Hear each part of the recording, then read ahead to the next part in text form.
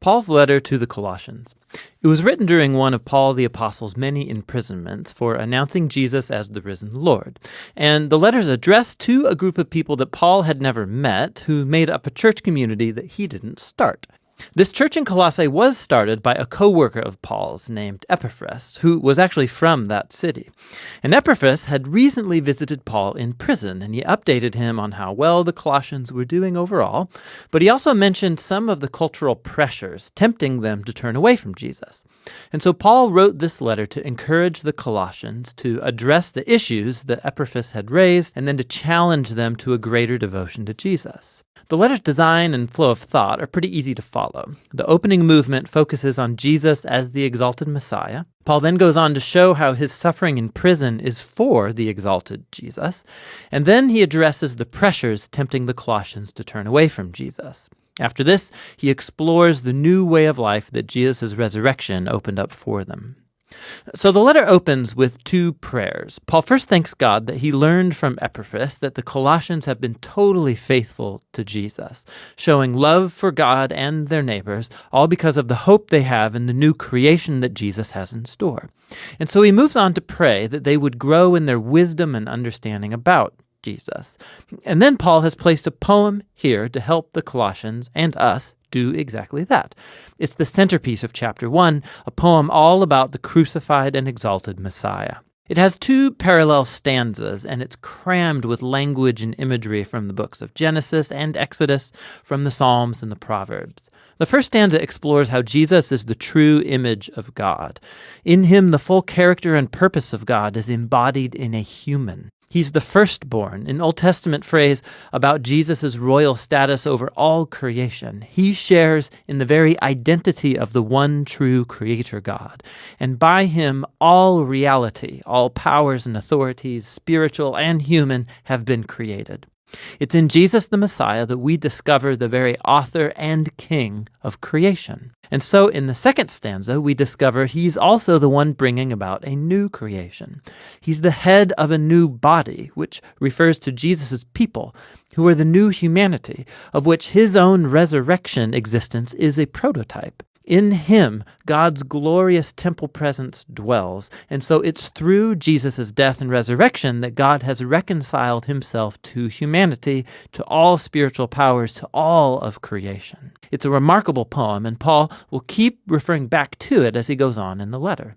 So he first shows how the truth of this poem transforms his own experience of suffering in prison. He's being punished for announcing to the Greek and the Roman world that Jesus is the resurrected Lord and King of all. And so his suffering, he thinks, is not a sign of defeat. It's actually his way of participating in Jesus' own suffering done as an act of love. And so his hardships are actually a cause for joy. He's imprisoned for the surprising news that Israel's resurrected Messiah is creating a new multi-ethnic family. And more, just as the divine glory dwelt in Jesus, so Jesus dwells in and among his international family. Or as Paul says, the Messiah is in you all, the hope of glory. Paul then addresses the cultural pressures that are tempting the Colossians to turn away from Jesus. They were confronted by a combination of mystical polytheism along with a pressure to observe the laws of the Torah. So all these new Christians, they had grown up worshiping the various Greek and Roman gods who governed different arenas of human life. And many simply included Jesus as one more deity that they could worship. There was also great pressure from the Jewish Christian community for these non-Jews to complete their commitment to the Messiah by following all of the laws found in the Torah. Specifically, he mentions eating a kosher diet, observing sacred days, and circumcision.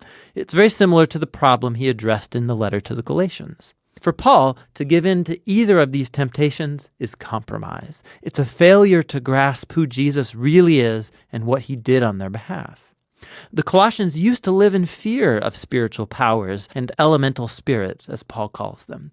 But Jesus triumphed over these through his death and resurrection. He freed the Colossians from any obligation to them. In the same way, Jesus fulfilled on our behalf all of the laws of the Torah, which never had the power to transform the selfish human heart anyway. And so what Jesus did in his life and death and resurrection, it lacks nothing. It doesn't need to be supplemented by following the laws. He is the reality to which all of the laws of the Torah were pointing anyway. Instead of the laws, followers of Jesus have the power of his resurrection to change them, which is what he goes on to explore.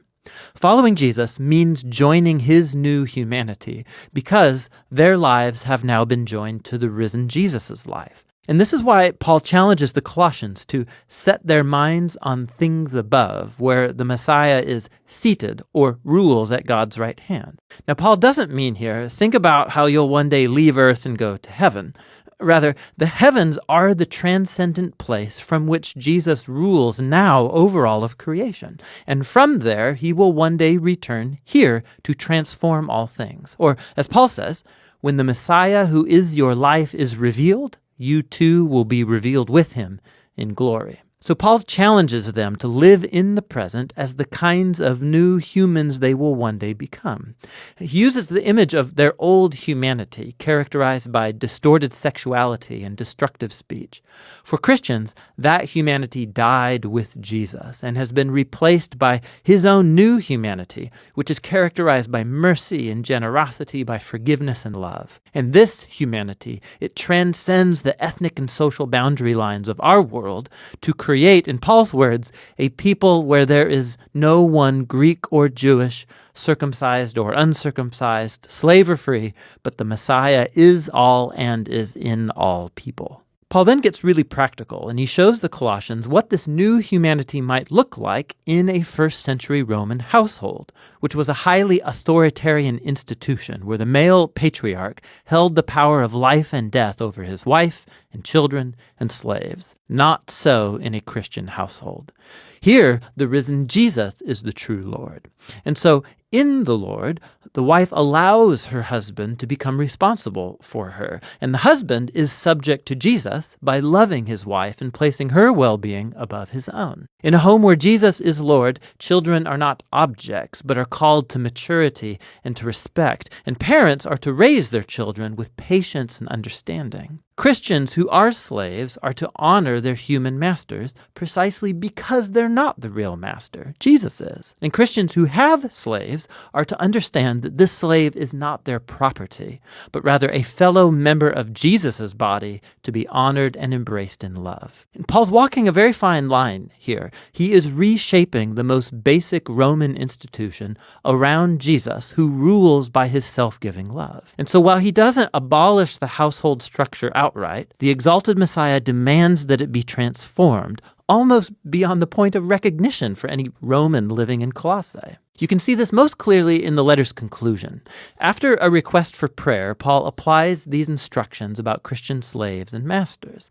And we discover that Tychicus is the one carrying and reading this letter to the Colossians, and he's accompanied by a certain Onesimus, who was a former slave to a Colossian Christian named Philemon. And we discover from another letter addressed to Philemon that Onesimus had escaped from his master. It was a crime worthy of imprisonment. But Paul asks the whole church to greet Onesimus as a faithful and beloved brother in the Lord. And then in the letter to Philemon, Paul says that he should receive Onesimus no longer as a slave, but as a brother.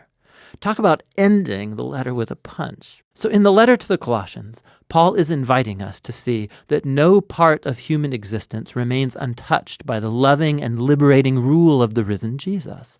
Our suffering, our temptation to compromise, our moral character, the power dynamics in our homes, all of it must be re-examined and transformed. We are invited to live in the present as if the new creation really arrived when Jesus rose from the dead. And that's what the letter to the Colossians is all about.